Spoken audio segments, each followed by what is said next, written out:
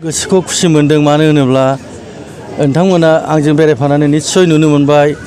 अपेनिंखौ खालामग्रोदों अन्थाइबिल प्राइमारियाव बिनि उनाव बंसिगाव प्राइमारि बिनि उनाव बनरगाव आरो दिनैनि दा मागुरमारियाव दा रायजो राजानि जिहेतु आकर्षणखौ नुबाय नोंथांमोना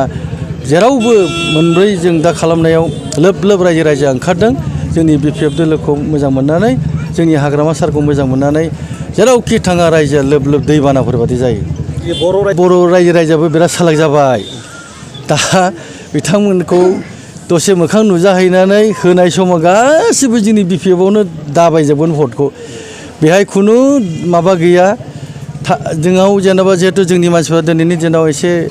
जोबोद खस्थ' जानानै दं बे खस्थ'खौ सुफुंनो थाखाय एसेबाबो सायजनि थाखाय नुजाहैदों खिन्थु रावबो आं क्लियार बुंगोन जोंनि बर'ल' नङा जोंनि बिटिसिनि रायजो राजाया जेसेबां जाथि जनगोष्ठी दङ बिजेपिनो भट होनाय नङा मानो होनोब्ला जोंनि बनगाव समस्थियाव माब्लाबाबो बिपिएफखौ फेजेननो हानाय दस्रा दोलो गैया। Thank you.